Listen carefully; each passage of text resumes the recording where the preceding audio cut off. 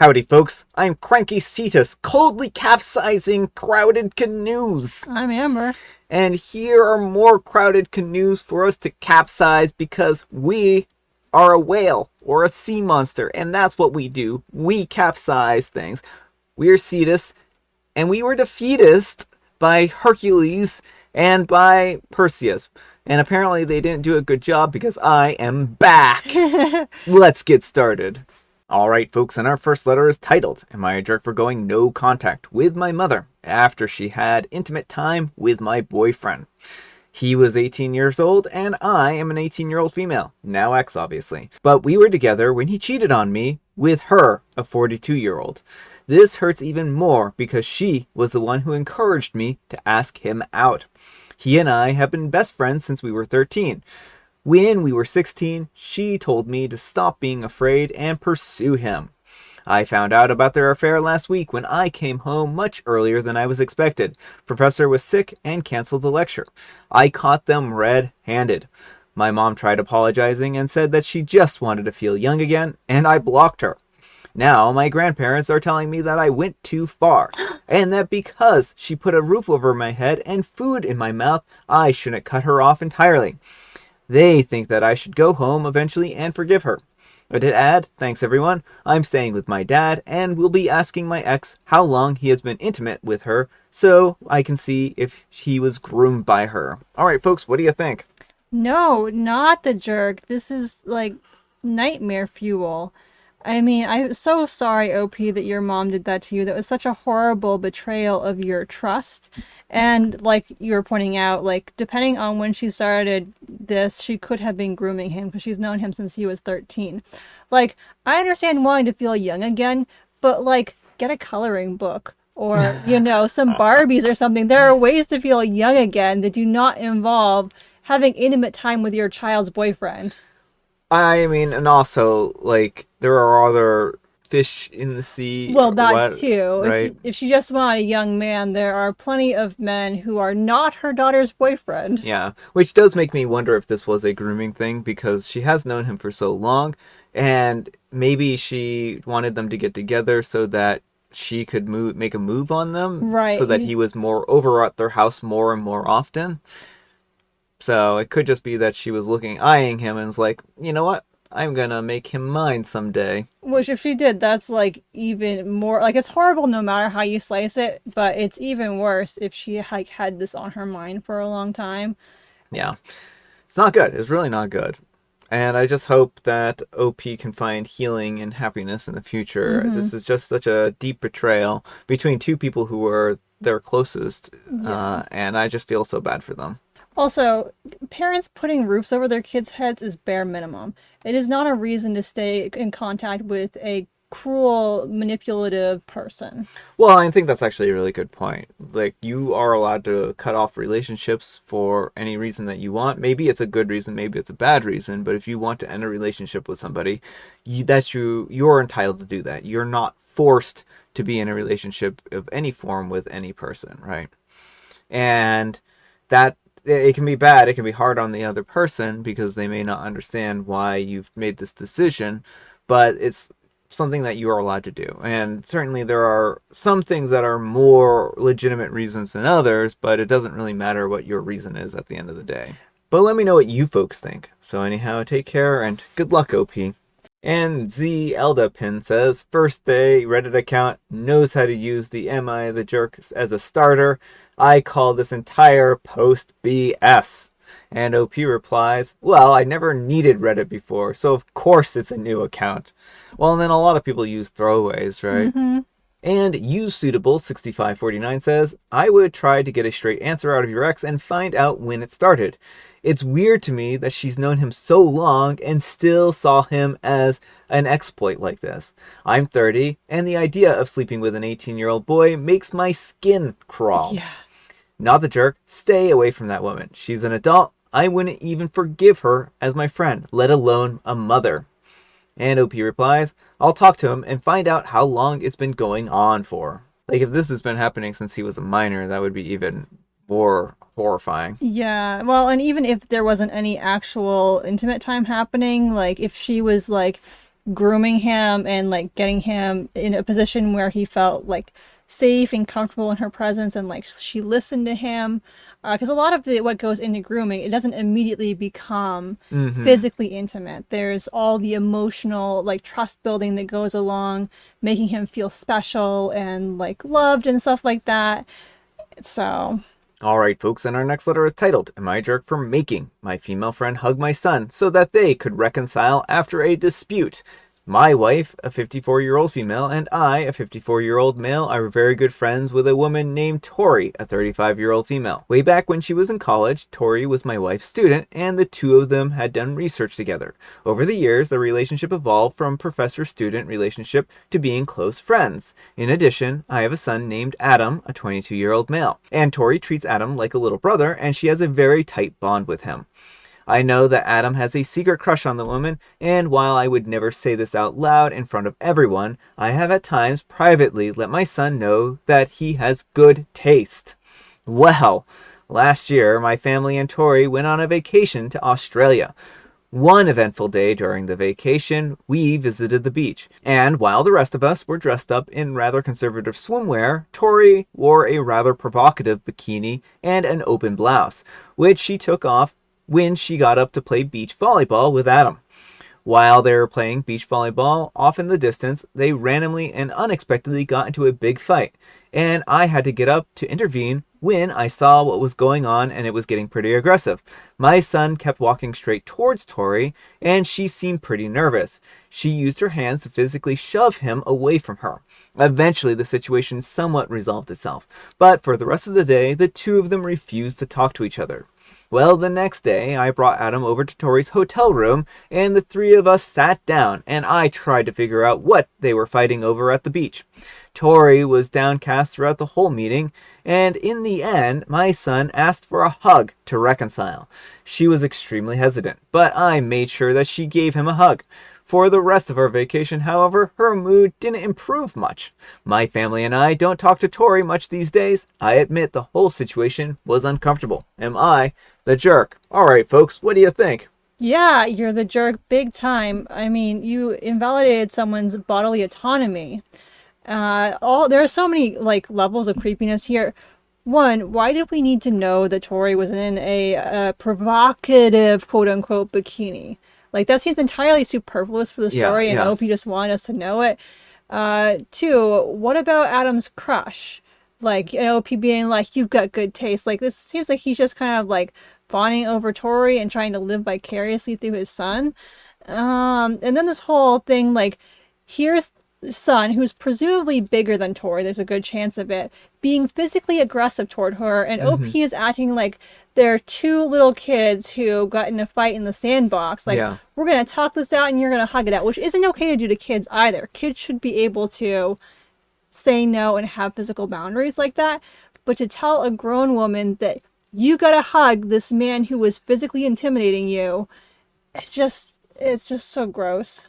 Yeah, I mean, I think there is a lot here that kind of indicates there's something unsavory with OP in particular. I don't know why he would go out of his way to make them hug other than to basically like exert power over them. And Tori may have felt like she couldn't refuse because this was a vacation that she was invited on. And this is probably why she's so uncomfortable with the situation. She doesn't want to be intimate with Adam. Mm-hmm. And she may have felt like this was a threatening situation. Mm-hmm. And then you top on top of that, forcing her to, have a hug with him may have made her feel like she couldn't rely on you to make sure that she was safe if something were to Well, happen. clearly she can't. Like, here are two adult men who are like, yeah, you gotta hug me. You gotta hug this guy. And it's just, she's like the only woman in the hotel room. OP's wife wasn't present. I wonder what OP's wife felt in all of this. Was she Mm-hmm. even consulted? Why is OP the one who is playing mediator? Like, Yeah.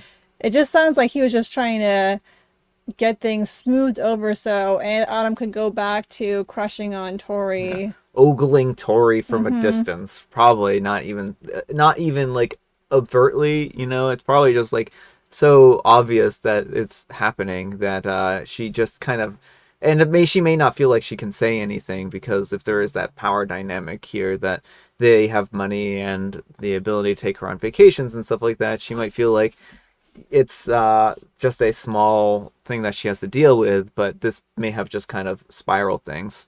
Yeah, well, and it's unfortunate that OP is like this and his son is like this. And again, I wonder if the wife was like if she was party to all of this, then she's in the wrong too. Mm-hmm. But if she was unaware of the kind of shenanigans that OP was pulling, then like I feel really bad for her too. Yeah. But let me know what you folks think. So anyhow, take care and good luck. And Cruel Summer says, I've always wondered who raises and reinforces those creepy, where's my hug guys? And today I finally got my answer. It's clueless and gross dudes like you. You were a jerk to Tori for making sure that she did something with her own body that clearly made her uncomfortable. And you were the jerk to your son by reinforcing expectations and behavior that are going to get him called a creep, and likely much worse, mocked and blacklisted by his peers. No one likes the where's my hug guys, and these days they are low-hanging fruit, are called out and belittled by both men and women. And to think that all you had to do to avoid this was nothing at all. If you had refused to step in and had let Tori decline the hug, things would have been fine. You could have also talked to your son about respecting people's physical spaces and boundaries. That no one owes him a hug, and if someone doesn't want to give him a hug, then he needs to accept that. But you're obviously not that caliber of a parent, so I wouldn't expect that level of a parenting from you. You're the jerk. And it's also like, this guy is in his 20s. Like, this isn't a kid. No. Alright, folks, and our next letter is titled, Am I a Jerk for Using Part of Our Down Payment on a Sports Bet? My partner and I earn a decent salary, but we've always struggled with saving. Despite our high income, we've lived paycheck to paycheck due to a combination of student loans, living in an expensive city, and I'll admit, some lifestyle choices. This limited the type of house that we could afford, not because we couldn't pay for a mortgage, but because we couldn't save enough for a substantial down payment. I like to sports bet, and I had an absolute lock. My state account was ready and I knew this parlay was going to hit. I only bet like twice a year and I have a really good success rate. So I impulsively decided to place 1/10 of our savings, believing that it could be our shortcut to a better down payment. I didn't tell my partner, thinking that I would surprise them with our improved financial standings. As I predicted, the bet paid off way better than I expected.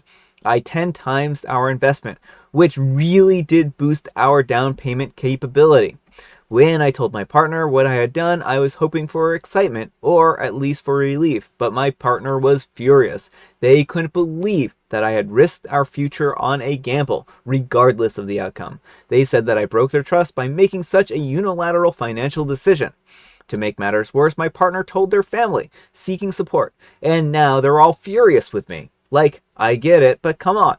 They see my actions as reckless despite the positive outcome. Now, with our increased savings and my promise to be done with parlays, we could afford a much nicer house than we initially thought possible. Yet, this isn't a cause for celebration, it's a source of conflict. My partner and their family argues that the ends don't justify the means, and I've damaged our relationship and trust for a quick financial win, which I guess I did, but we got a way nicer house with this money. Alright folks, what do you think of this one? Yeah, you're the jerk. You don't get to make unilateral decisions about household money.